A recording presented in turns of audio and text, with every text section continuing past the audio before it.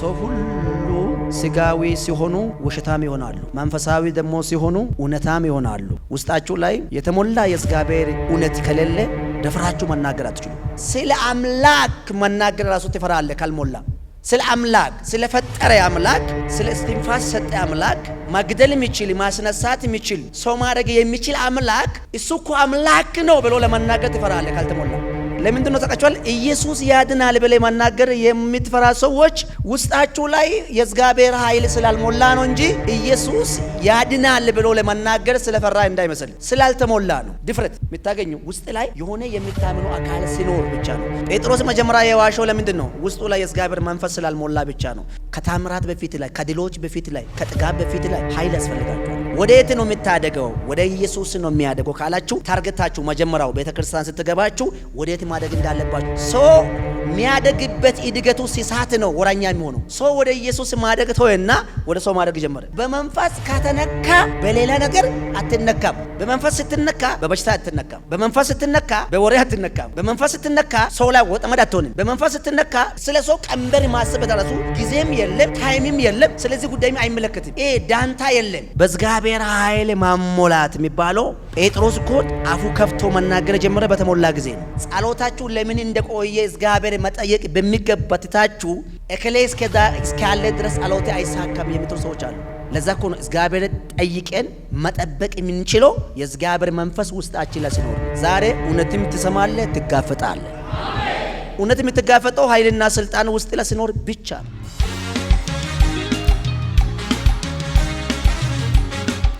ሁሉ ሰዎች ሐዋርያ ሥራ ምዕራፍ 2 ከቁጥር 14 ምክንያቱ ዛሬ ስለ ኃይልና ስልጣን ነው የሚያስተምረው። ስለ ኃይልና ስልጣን ሰዎች በኃይል ሲነካ ምን ይሆናሉ? ሰዎች በኃይል ሲነኩ ምንድነው ውስጣቸው ላይ የሚፈጠረው? ስለሱ ነገር በደንብ የምንማርበት ጊዜ ይሆናል። ነገር ግን ጴጥሮስ ከ11 ጋር ቆመዋል። ድምጹም ከፍ አድርጎ እንዲህ ሲል ተናገራቸው። አይሁድ በኢየሩሳሌም የምትኖሩ ሁላችሁ ይህ እናንተ ዘንድ የታወቀ ይሁን፣ ቃሎቼ አድምጡ። ለእናንተ እንደመሰላቸው እንደዚህ የሰከሩ አይደለም፣ የቀኑ 3ኛ ሰዓት ነውና። ነገር ግን ይህ በነቢዩ ኢዩኤል የተባለው እግዚአብሔር ይላል፣ በመጨረሻው ቀን እንዲህ ይሆናል፣ ሥጋ በለበሰ ሁሉ ላይ ከመንፈሴ አፈሰዋለሁ። ወንዶችና ሴቶቹ ልጆቻችሁ ትንቢትም ይናገራሉ፣ ጎበዞችን ራእይም ያያሉ፣ ሽማግሌዎችን ሕልምም ያልማሉ። ደግሞ በዛች ወራት በወንዶችና በሴቶች ባሮች ላይ ከመንፈሴ አፈሰዋለሁ፣ ትንቢትም ይናገራሉ። ድንቆችም በላይ በሰማይ ምልክቶችንም በታች በምድርም ይናገራሉ ሰጠዋለሁ። ድንቆችም በላይ በሰማይ ምልክቶችን በታች በምድር ያደርጋለሁ ሰጠዋለሁ። ደምም እሳትም የጢስ ጭጋግም ይሆናል። ታላቅ የሆነው የተሰማ የጌታ ቀን ሳይመጣ ፀሐይ ወደ ጨለማ ጨረቃ ወደ ደምም ይለወጣል። የጌታ ስም የሚጠራ ሁሉ ይድናል። ይሄ ያለው ማን ነው? ሐዋርያ ጴጥሮስ ነው ማለት። ጴጥሮስ ስለ ኢየሱስ መናገር በጀመረበት ቦታ ላይ ነው። የመጀመሪያው ምንድነው ያለው? ጴጥሮስ እዚህ ቦታ ላይ ሲናገር አንደኛው ጴጥሮስ ህይወት እንዴት ነበረ? ጴጥሮስ እንዴት ነው እንደዚህ ነገር መናገር የቻለው? ጴጥሮስ ምን ብቃት ነው ያገኘው? ጴጥሮስ ትላንት ጌታ ክዶ አልነበረም ወይ? ጴጥሮስ ትላንት እኔ ኢየሱስ የሚባለው እኮ እኔ አላቅም፣ ይሄም እኮ አይሁዶች ነው ከአይሁዶች ጋር የነበረ ሰው ነው ብለው ሲነገሩ ጴጥሮስ አላቅም አለ። እናንተ የምትሉ ሰውዬው እኔ አላቅም አለ። እና ምን አገንቶ ነው ጴጥሮስ አሁን ስለ ኢየሱስ እየሰበከ ያለው? ምን መንፈስ ነው ጴጥሮስ ውስጥ የገባው ስለ ኢየሱስ እየሰበከ ያለው? ሰው ሁሉ ስጋዊ ሲሆኑ ውሸታም ይሆናሉ፣ መንፈሳዊ ደግሞ ሲሆኑ እውነታም ይሆናሉ። ውሸታሞች ስጋዊ ሰዎች ናቸው። ጴጥሮስ በስጋ የነበረ ጊዜ ፍርሃት ነበረ። አንደኛው ኢየሱስ እየተከተለ የሆነ ቀን ደግሞ የሚከተለው ኢየሱስ ደግሞ ይያዛል አሉ። እና ልክ ይያዛል ስል ጴጥሮስም ኢየሱስም ከተያዘ በኋላ ከደቀ መዛሙርቶች አንዱ ስለሆነ ኢየሱስ ጋር የደረሰ ችግርም እኔ ጋር ይደርሳል ስላለ መጀመሪያው ሐሳቡ ምንድነው? መካድ ነው ምርጫዬ ብሎ መካድ አመነ። ከዛ ይሄ መካድ ያመነበት ምክንያቱ ምንድነው ብላችሁ ከጠየቃችሁ በእግዚአብሔር ኃይል ስላልተነካ ነው ማለት ነው። እና ውስጡ ላይ ኢየሱስ ብቻ መከተል ነው እንጂ ውስጡ ላይ የተሞላ መንፈስ የለም ማለት ነው። ውስጣችሁ ላይ የተሞላ የእግዚአብሔር እውነት ከሌለ ደፍራችሁ መናገር አትችሉም። ሰው ደፍሮ መናገር የሚችለው ውስጡ ላይ የተሞላ እውነት ሲኖር ነው። ውስጣችሁ ላይ የተሞላ እውነት ከሌለ ደፍሮ መናገር አትችሉም። ማንም ሰው ሲያወራችሁ ያሸማቃቃችኋል። ማንም ሰው ሲያወራ ፍርሃት ነው የሚላችሁ። ፍርሃት የሚሰማ መቼ ነው? ውስጣችሁ ላይ የሚሞላ ነገር ምን የተሞላ ነገር ከሌለ ውሸታም እያያችሁ ውሸት አንተ ያሸንፋል። ይኸውስማ አንዳንድ ሰው ለምን ተቀጨል ብዙ ጊዜ ይሄ ነገር ቆይ እኔ ሐሳብ አለኝ አይሉ አይናገርም። እሱም ሲያወራ ይሰማል፣ እሱም ሲያወራ ይሰማል፣ እሱም ሲያወራ ይሰማል፣ እሱም ሲያወራ ይሰማል፣ እሱም ሲያወራ ይሰማል፣ ሁሉም ሲያወራ ይሰማል። አንተ መልስ ደግሞ ስትል አይመልስም። ምክንያቱ ለምንድን ነው የማይመልሱ? እሱ ውስጥ ላይ የሞላ መንፈስ ስለሌለ ለዛ ሰውዬ በቂ ጥያቄ መመለስ አይችልም። ጴጥሮስ ለሕዝብ ለመመለስ አይደለም የጨነቀው። ዝም አትልም ሲባል ዝም አልልም አለ። መጀመሪያው አለ ምንድነው አለ? ያየውና የሰማው ከመናገር ወደ ኋላ አልመለስም አለ። ለሰው አይደለም አይቼዋለሁ አለ። ከዛስ ሰምቼዋለሁ አለ። እኔ ያየውና የሰማው ነገር ከመናገር ወደ ኋላ አልመለስም። ምን ማለት ነው? እኔ አይቼዋለሁ፣ ከዛስ እኔ ሰምቼዋለሁ። ስላንተ አይደለም መጀመሪያ የሚያስጨንቀኝ ስላየው ነገር ነው። ስለ ኢየሱስ ምን ትላለህ ካላችሁ አይቼዋለሁ፣ ከዛስ ሰምቼዋለሁ፣ ከዛስ እናገራለሁ። ለሰዎች አይደለም የሚመሰከረው፣ ስላየው ነው የሚመሰከረው። ዛሬ የኢየሱስ መዳን ያያችሁ ሰዎች ትመሰክራላችሁ። አንዳንድ ሰዎች ኢየሱስ ያድናል ብሎ ለመናገር የሚፈሩ ለምንድን ነው? ውስጡ ላይ ስላልተሞላ ነው። ለምንድን ነው ታውቃችኋል? ኢየሱስ ያድናል ብሎ ለመናገር የምትፈራ ሰዎች ውስጣችሁ ላይ የእግዚአብሔር ኃይል ስላልሞላ ነው እንጂ ኢየሱስ ያድናል ብሎ ለመናገር ስለፈራ እንዳይመስል፣ ስላልተሞላ ነው። ካልሞላ ተውና ስለ አንተና ስለ አንቺ ጠበቃ ለመቆም ስለፈጠረ አምላክ ራሱ ለሱ ጠበቃ መቆም አይችልም። ይኸው ስሙ፣ ስለፈጠረሽ አምላክ ስለሱ መናገር ራሱ አትችልም። ትፈራለሽ። ምክንያቱ ስለ አንተ አይደለም፣ ስለ ግለሰብ ጉዳይ አይደለም፣ ስለ አምላክ መናገር ራሱ ትፈራለህ ካልሞላ። ስለ አምላክ ስለፈጠረ አምላክ ስለ እስትንፋስ ሰጠ አምላክ ማግደል የሚችል ማስነሳት የሚችል ሰው ማድረግ የሚችል አምላክ እሱ እኮ አምላክ ነው ብሎ ለመናገር ትፈራለህ ካልተሞላ። ሰው ለዚህ ነው ኃይል የሚያስፈልጋችሁ። ለዚህ ነው ቤተክርስቲያን ውስጥ የሚያስፈልገው ምንድነው? ኃይል ነው የሚያስፈልጋችሁ። ሰዎች ኃይል ካልሞላ ምንድነው? መጀመሪያ ውሸታም ይሆናሉ፣ አጭበርባሪ ይሆናሉ፣ ሐሜተኛ ይሆናሉ። አንዱ ለመጥለፍ፣ አንዱ ለመጣል፣ አንዱ ለመስበር፣ አንዱ በዚህ ብቻ ነው የሚሄዱ። የሱ እንጀራ ምንድነው? አንተ ጠልፎ መጣል። የሷ እንጀራ ምንድነው? አንቺ ጠልፎ መጣል። የሷ እንጀራ ምንድነው? አንቺ ስትራብ ደስ ይላታል። አንቺ ሳትበላ ካደርሽ ልጆች ሳይበላ ካደሩ ደስተኛ ናችሁ። ምን ማለት ነው? እንደዛን ሰዎች ስጋዊ ናችሁ። ስጋው ደግሞ ሁሌ ምንድነው የሚፈልገው? ስጋው ቅናት ነው። ስጋው ቅናት ስለሆነ የስጋ ጉዳይ ምንድነው?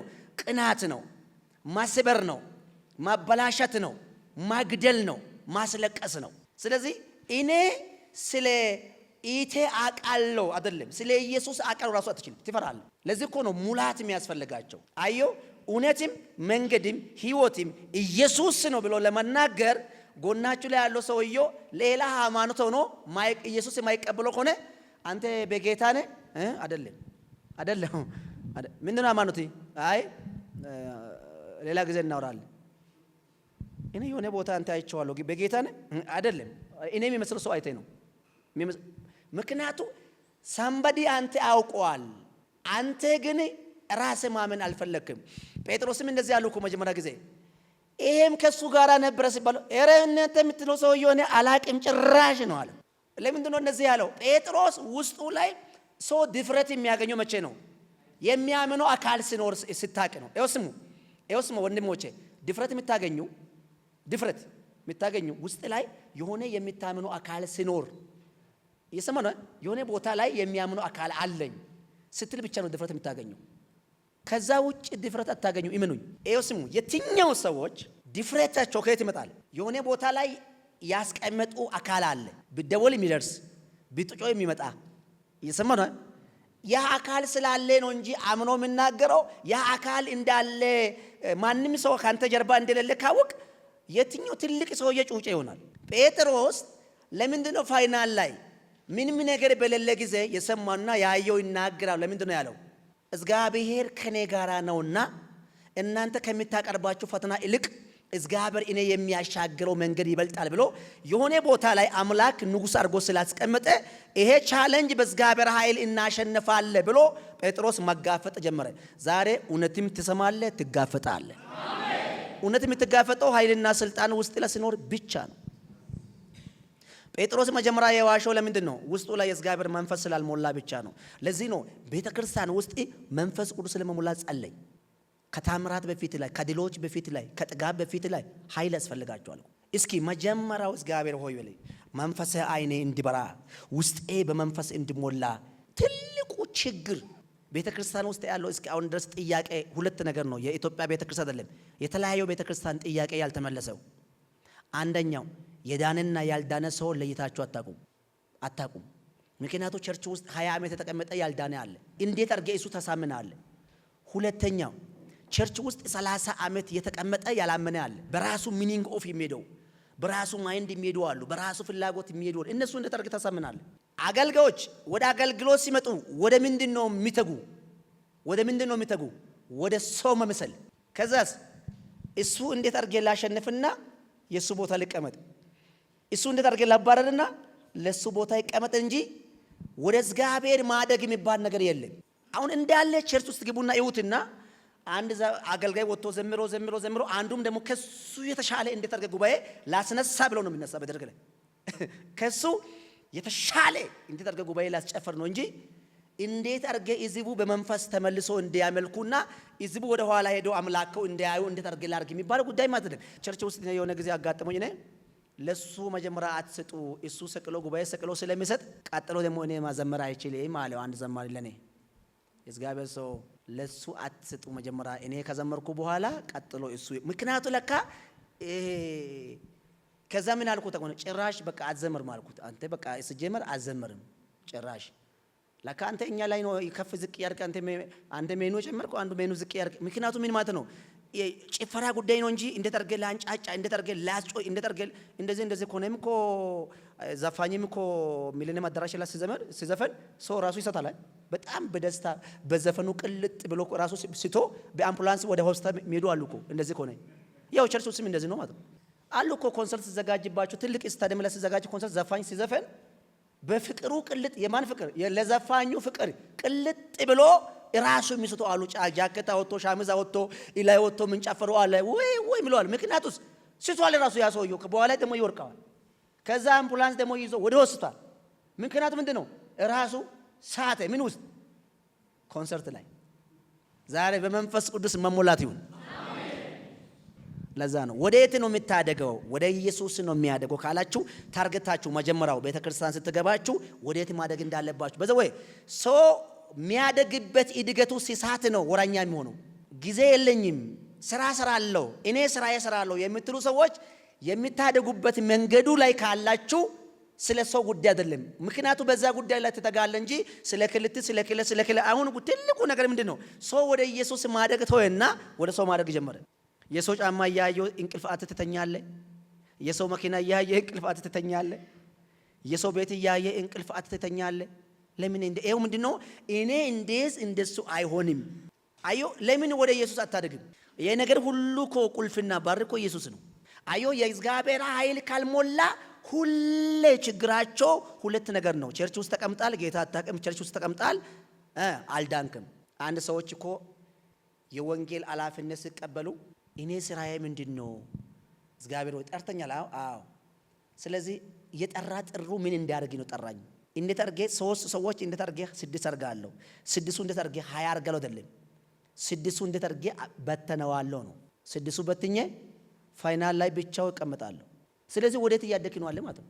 አይ ለዚህ እኮ ነው ኃይልና ስልጣን የእግዚአብሔር መንፈስ ያለ ሰዎች ወራኛ ስለማይሆኑ መንፈሱ ስለሚከለከል እኮ ነው። ወደ እግዚአብሔር መንፈስ ግቡ፣ ወደ መንፈስ ዓለም ግቡ የሚባለው እኮ መንፈስ ለጅብና ለአጋንንት አሳልፎ አንተ አይሰጥም። በዛ ወይ በመንፈስ የተሞሉ ሰዎች እኮ አይነኩም። ይኸው ትልቁ ነገር የማይነካ ሰው ማን ነው ብላችሁ ከጠየቃችሁ በመንፈስ የተሞላ ሰው አይነካም።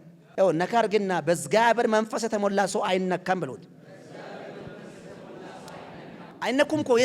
አጋንንት አይነካቸውም፣ ዓለም አያገኛቸውም፣ ምንም አያገኛቸውም። ስማ ሁሉ ባክ ሲያደርጉ እነሱ ቸርች ውስጥ አላቸው አሉ። እነሱ የሉም እኮ ከትላንት አብሮ ጀምሮ ሰዎች ተመልሰው ወደ እሱ አለ ቸርች ውስጥ ሃሌሉያ ያለ። ምክንያቱም ትዝም አይልም። ምክንያቱም በመንፈስ ከተነካ በሌላ ነገር አትነካም። በመንፈስ ግን ካልተነካ በብዙ ነገር ትነካካለ። ለዚህ እኮ ነው ወደ እግዚአብሔር ኃይል ግቡ፣ ወደ እግዚአብሔር ኃይል ግቡ የሚባለው ለዛ እኮ ነው። ምክንያቱም በመንፈስ ከተነካ ሌላ ነገር አትነካም። በመንፈስ ስትነካ በበሽታ አትነካም። በመንፈስ ስትነካ በወሬ አትነካም። በመንፈስ ስትነካ ሰው ላይ ወጥመድ አትሆንም። በመንፈስ ስትነካ ስለ ሰው ቀንበር ማሰብ ራሱ ጊዜም የለም ታይምም የለም። ስለዚህ ጉዳይም አይመለከትም። ዳንታ የለም። ሰው ትልቅ አርጎ አንተ ጋር ወሬ ሲያመጣ ትንሽ ታረጋለህ፣ ከእጁ ትበትነዋለህ። ሰውየው እኮ በቃ አሜሪካ የሚገለበጥ ወሬ አለኝ ብሎ ይመጣል። እስኪ አውራ ብለህ አውራ ሰንተ እቺ እኮ ቀላል ነው ስትል ቀላል ነው። እቺ ነገር እኮ ምንድነው? መንፈስ ነው። አንተ ላይ መንፈስ እየጠቀመ ነው ምታ ስትል መንፈስ እኔ ላይ ጠቀመ ነው። አዎ ስለዚህ ምታው አጋንንት ነው። ዩ ፕሬ ፕሬ ምን አልክ? ፕሬ አርክ? አዎ ፕሬ ብያለሁ። ፕሬ ጸለይ። አጋንንት ነው እሱ። ስማ ለመቀየር ሄደ ያንተ ወሬ ከእጅ ይመተዋል። ምክንያቱ እሱ አንተ ወሬ አክሴፕት የሚያደርግ ውስጡ ላይ ክፍት ቦታ የለም። ዛሬ ውስጣችሁ በእግዚአብሔር መንፈስ ይሞላል። ለዛ እኮ ሰዎች ማይተኛ እከለቲ አላችሁ እከለ አለ ጉድ ያለኝ ነገር ግን ምንም ጉድ የለም ነው ነገሩት።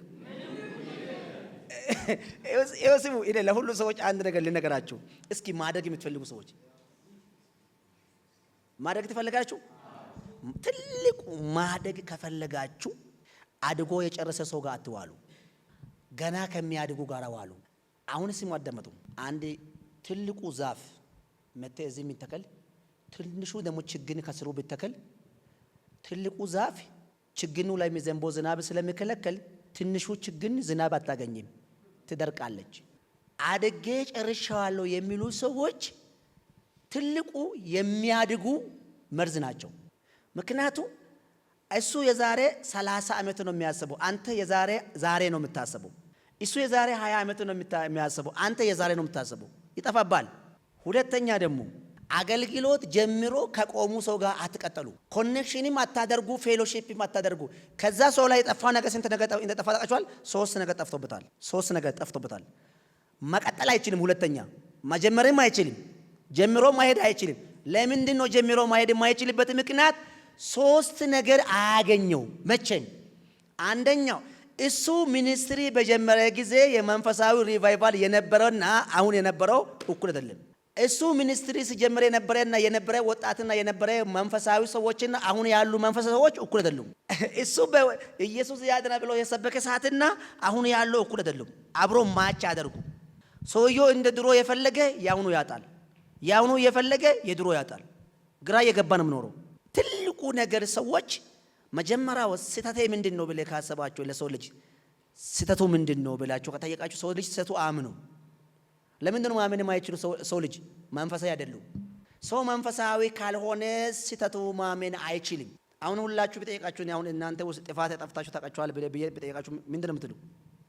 ግማሹ አውላል፣ ግማሹ አይደለም። ቅድም ስትመጣ ጥፋት አጠፍታል ብትል አው የሚሉም አለ። አይ ከዚህም በፊት ነው ላል። አይ ቅድም ስትመጣ አይ አይደለም። ዛሬ እንደዚህ ይሆናል። ውስጣችሁ ላይ ያለው የትኛው እርግማን እግዚአብሔር ይሰብረዋል። የትኛው እርግማን በጌታ በኢየሱስ ደም ይሰበር። የትኛው እርግማን በጌታ በኢየሱስ ደም ይሰበር። ማደግ ከፈለጋችሁ በእግዚአብሔር ኃይል ብትሞሉ ቆንጆ ነው። ኢየሱስም ለዛ እኮ ነው ኃይል እስከምትቀበሉ ድረስ ከኢየሩሳሌም አትውጡ ያለው። ምክንያቱም ከኢየሩሳሌም ስትወጣችሁ ብዙ ቻሌንጅ ያጋጥማችኋል። የሚመራው የእግዚአብሔር ኃይል ከሌለ ግን መሄድ አትችሉም። ስለዚህ ከኢየሩሳሌም ለመውጣት ካሰባችሁ ግን በመጀመሪያ በኃይል ተሞሉ። ሰው እኮ በኃይል ካልተሞላ እዚህ መድረክ ላይ ወጥቶ ስለ ፓስተር ያወራል፣ ስለ ኢየሱስ የሚያወራበት ብዙ ነገር ያለው እዚህ ስተጀለ ወጥቶ እኮ ነው ማይክ ተሰጥቶበት ስለ ቸርቹ ሌላ ቸርች ነው የሚያወራ። እዛ አጋንንቶች አሉ። ራሱ እኮ እዚህ መድረክ ላይ ስለ ኢየሱስ እኮ እንዲያወራ ነው ማይክ የሰጠንኛ። እኛ እኮ የሰጠን ስለ ኢየሱስ አውራ ብለን ነው። እሱ የሚያወራ ስለማን ነው? ስለዚህ ውስጡ ስላልዳነ እኛ ሰውየው በሐሳባችን ፈውሰናል፣ ሰውየው ግን አልተፈወሰም።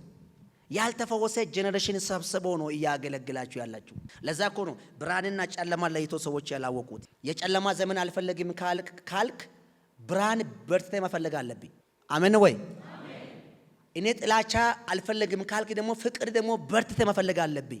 ጨለማ ዘመን አልፈልግም ካልክ በርትተህ ብርሃን መፈለግ አለብኝ። እኔ ጥላቻ አልፈልግም ካልክ ደግሞ በርትተህ ፍቅር መፈለግ አለብኝ። እና ፎከስ አድርጋችሁ የሚሰራችሁ ነገር መለየት አለባችሁ። አንድ ሰው ጠየቀኝ፣ መቼ ነው የምደከመኝ ብሎ ጠየቀኝ። እኔ መቼ ትደክማለህ ብሎ ሲጠይቀኝ እኔ የሚደክመው አንድ ቀን ብቻ ነው የሚደክመው። እግዚአብሔር ከኔ ጋር በሌለ ቀን ብቻ ነው የሚደክመው። እግዚአብሔር በኔ ጋር ካለ ጊዜም የፈለገ ነገር ይምጣ አልደግምም፣ ድካም የለብኝም፣ አሸናፊ እንደሆንኩ አውቃለሁ። ነገር ግን አንተ የሚደከመው እግዚአብሔር አንተ ጋር በሌለ ጊዜ ነው ብሎ ነገሩ። እግዚአብሔር አንተ ጋር ካለ በሉት፣ መቼም ቢሆን መቼ ብሉት፣ ንግግርም እንዳንበሳ ውሎም እንዳንበሳ ነው። ስለዚህ እናንተ እግዚአብሔር ከእናንተ ጋር ካለ ሌላ ነገር እኮ አያስፈልግም። ኢየሱስ ያድናል። እግዚአብሔር አብርሃም ከዘር ከጎሳ ውጣ ያለው እኮ እግዚአብሔር እኔ ካንተ ጋር ሆናለሁ አንተ ብቻ ምን አድርግና ውጣ ነው ያለው። እኔ ካንተ ጋር ስለሚሆን አባቴም አያስፈልግም፣ እናቴም አያስፈልግም፣ ወንድሜም አያስፈልግም፣ ዘሬም አያስፈልግም።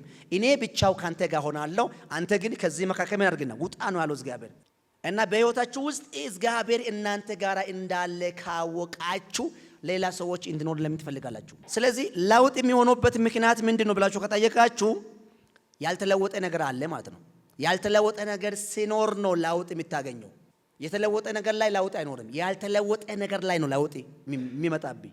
ስለዚህ እስከ ዛሬ ድረስ ይሄ ሁሉ ሰዎች ክርስቲያን ከሆናችሁ ይሄ ሁሉ እግዚአብሔር በኢየሱስ ደግሞ ድኛሉ ካላችሁ እኔ አንድ ነገር እንደ እግዚአብሔር አገልጋይ ልነግራችሁ፣ እስኪ በእግዚአብሔር ኃይል መሙላት ጸልዩ፣ ይጠቅማችኋል። እስኪ ለአንድና ለመጨረሻ በእግዚአብሔር ኃይል መሙላት መፍትሄ ነው የምትሉ ሰዎች ከፈርጎት መፍትሄ እሱ ብቻ ነው የምትሉ።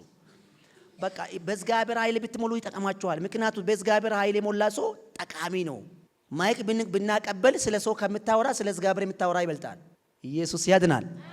ስለዚህ በእግዚአብሔር ኃይል ማሞላት የሚባለው ጴጥሮስ እኮ አፉ ከፍቶ መናገር ጀመረ በተሞላ ጊዜ ነው።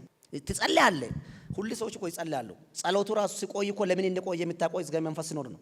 አንዳንድ ሰዎች ለምን ጸሎቴ ቆየ ከማለት እከሌ ነው ጸሎቴ እንዳይመለስ ያደረገ ያለው ብሎ ፎከስ ሰው ያላጋል። ጸሎታችሁ ለምን እንደቆየ እግዚአብሔር መጠየቅ በሚገባታችሁ እከሌ እስካለ ድረስ ጸሎቴ አይሳካም የምትሉ ሰዎች አሉ። ይኸው ስሙ፣ ጸሎታችሁ እስከሚመለስ የማይሆን ነገር ውስጥ ከምትገባ ጸሎታችሁ ግን ቢጠበቃችሁ ግን ያዋጣል። ለዛ እኮ ነው እግዚአብሔር ጠይቀን መጠበቅ የምንችለው የእግዚአብሔር መንፈስ ውስጣችን ላይ ሲኖር ነው። ለሰዎች ወጥመድ እየቆፈራችሁ እኮ አይሳካላችሁ።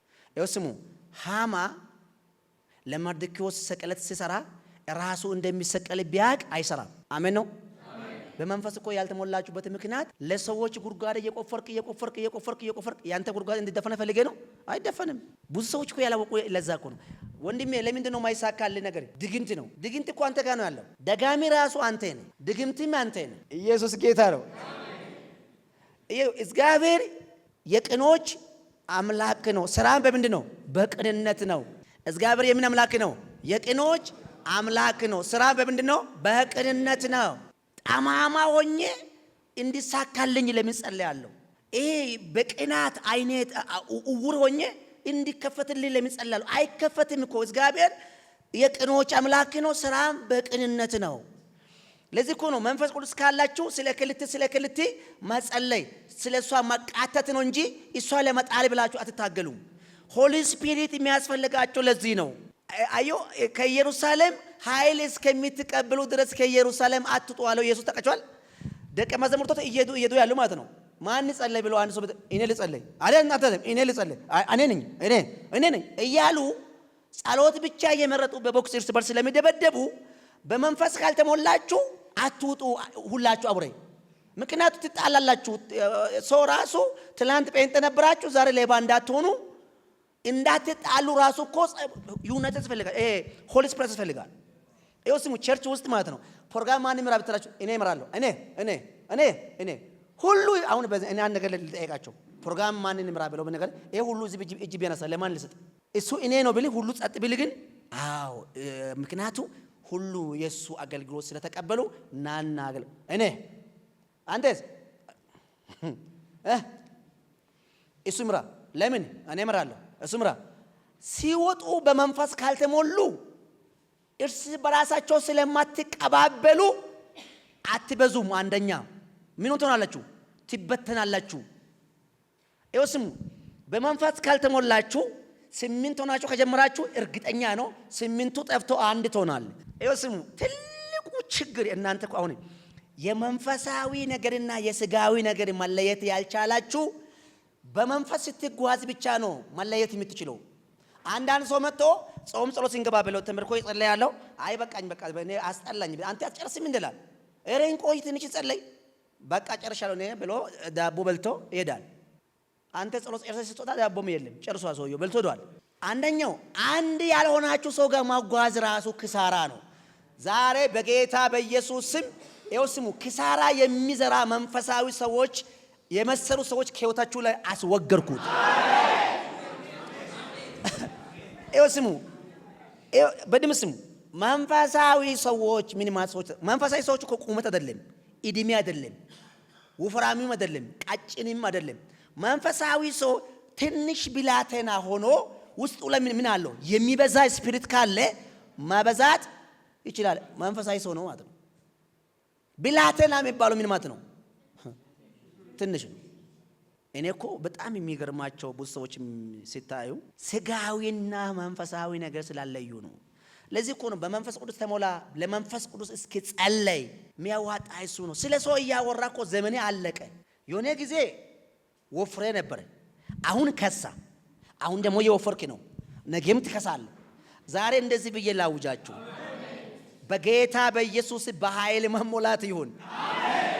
ቤተ ክርስቲያን ለምንድን ነው እንደ ቤተ ክርስቲያን መሆን የማትችሉ ብላችሁ ካሰባችሁ ጻፉ። ቤተ ክርስቲያን የሚያገለግሉ ደቀ መዛሙርቶች ካልተነኩ አደጋ ነው። ካልተነኩ አንድ ብሎ ሁለት አይሉ፣ ሁለት ብሎ ሶስት አይሉ። እየሰማችሁ ነው? ሶስት ብሎ አራት አይሉ። ሁለት ከነበሩ አንድ ይሆናሉ። ሰባት ከነበሩ ስድስት ይሆናሉ። ዛሬ ትላንት ሰባት ከነበሩ ዛሬ ስድስት ይሆናሉ።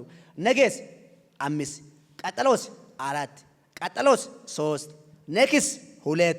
ከዛስ መሪ ብቻ ይቀራል። ሁሉ የለም። ሁሉ ሸኝቶ ምን አረክ ብሎ ሲጠይቃቸው አይሰሙኝም እኮ እምቢ አሉኝ እኮ ሲያወራ። አንተ እኮ የሚገዛ መንፈስ አንተ ውስጥ ከሌለ እንዴት ነው አንተ የሚሰሙ? አንተ በስጋ እየሄድክ ነው። በስጋ እየሄድክ እንዴት መንፈሳዊ ሰዎች አንተ ይሰማሉ? መንፈሳዊ ሰው አንተ በስጋ ስትሄድ ካንተ ጋር አይታገልም፣ ላሽ ነው የሚሉ። መንፈሳዊ ሰው በስጋ አይታገሉ። በዘመኔ ሁሉ መንፈሳዊ ሰው እንዲጨቃጨቅ፣ እንዲከራከር፣ እንዲበጣበጥ፣ እንዲጮህ ከፈለክ አይጮህም፣ አይበጣበጥም፣ አይጨቃጨቅም። መንፈሳዊ ሰው መምራት አለባችሁ ወይ? እኔም መንፈሳዊ ሊሆን ይጸልልኝ ብሉና እንዲጸልልኝ ፍቀድለት። ስለዚህ ወንድም መንፈሳዊ ሰው ስትሆናችሁ እየቀጠልክ ትዳለ እንጂ እየቆምክ አትድም። እግዚአብሔር ያስቀጥላችኋል። እስኪ መንፈሳዊ ሰው በሉት። እስኪ እየቀጠለ ሄዳለ እንጂ እየቆመ አይድም በሉት። በኢየሱስ ስም ተፈጸመ። ለእግዚአብሔር ክብር